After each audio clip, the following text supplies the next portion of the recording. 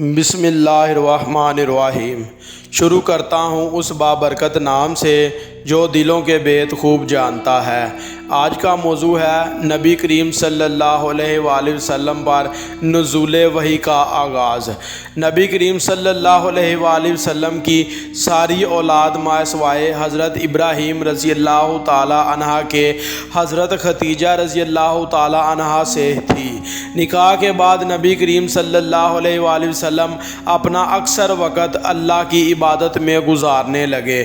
جو نبوت کے ملنے کا وقت قریب آتا گیا، شوق عبادت اور فکر قوم بڑھتا گیا۔ حضرت خدیجہ رضی اللہ تعالی عنہ آپ صلی اللہ علیہ وآلہ وسلم کو کئی یوم کا کھانا تیار کر دیتی۔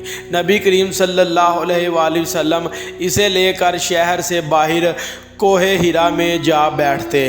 جب آپ صلی اللہ علیہ وآلہ وسلم کی عمر مبارک 40 برس پورے ہو چکے تو ایک دن حضرت جبرائیل امین علیہ السلام غار ہرا میں تشریف لے آئے، جیسا کہ بخاری و مسلم میں حضرت عائشہ رضی اللہ تعالی عنہ سے مروی ہے کہ رسول اللہ صلی اللہ علیہ وآلہ وسلم غار ہرا میں تھے کہ آپ صلی اللہ علیہ وآلہ وسلم کے پاس اللہ کی طرف سے فرشتہ آیا اور اس نے آ کر آپ صلی اللہ علیہ وآلہ وسلم سے کہا، اقرا پڑھیے۔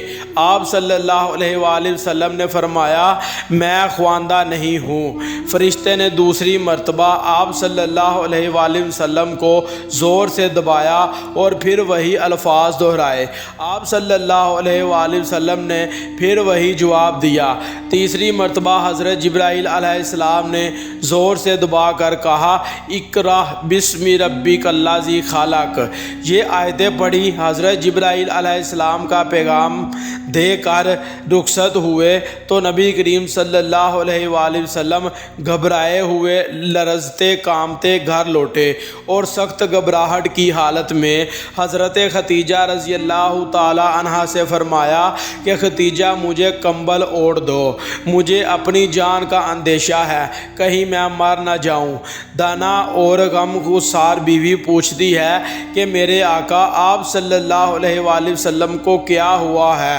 اور نبی کریم صلی اللہ علیہ وآلہ وسلم نے سارا واقعہ بیان کر دیا تو حضرت خدیجہ رضی اللہ تعالی عنہا نے تسلی دیتے ہوئے عرض کیا کہ آقا آپ کو ڈر کس بات کا؟ اللہ کی قسم اللہ آپ کو ہر تکلیف سے بچائے گا۔ میں دیکھتی ہوں کہ آپ اقرا سے حسن صلی اللہ علیہ وآلہ وسلم سلوک کرتے ہیں، بیواؤں یتیموں کے بے کسوں کی مدد فرماتے ہیں، مہمان نوازی کرتے ہیں، مصیبت زدی سے ہمدردی کرتے ہیں۔ اس کے بعد حضرت خدیجہ رضی اللہ تعالی عنہ حضور اکرم صلی اللہ علیہ وآلہ وسلم کو ساتھ لے کر توریت و انجیل کے ایک بڑے عالم و ورقہ بن نوفل کے پاس گئی اور اسے کہا کہ اے چچا کے بیٹے، اپنے بھتیجے حضرت محمد صلی اللہ علیہ وآلہ وسلم کی بات سن۔ وکرنا نے کہا، بھتیجے فرمائے، کیا بات ہے؟ نبی کریم صلی اللہ علیہ وآلہ وسلم نے غار ہرا کا سارا واقعہ بیان کر دیا۔ آپ صلی اللہ علیہ وآلہ وسلم کا بیان کرنا تھا کہ دورکا فوراً بول اٹھے، صحیح وہی ناموس حضرت جبرائیل علیہ السلام ہے جو موسیٰ علیہ السلام پر نازل ہوا تھا۔ پھر بڑی حسرت سے کہنے لگے کہ کاش میں اس وقت تک زندہ رہتا، کاش میں اس وقت جوان ہوتا جب تیری قوم تجھ کو یہاں سے نکال دے گی۔ آپ صلی اللہ علیہ وآلہ وسلم نے تعجب سے پوچھا کہ کیا میری قوم مجھ کو نکال دے گی؟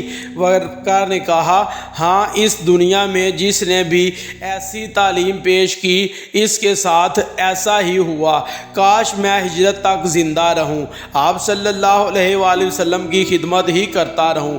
اس واقعے کے چند دن بعد حضرت ورقہ بن نوفل مالک حقیقی سے جا ملے۔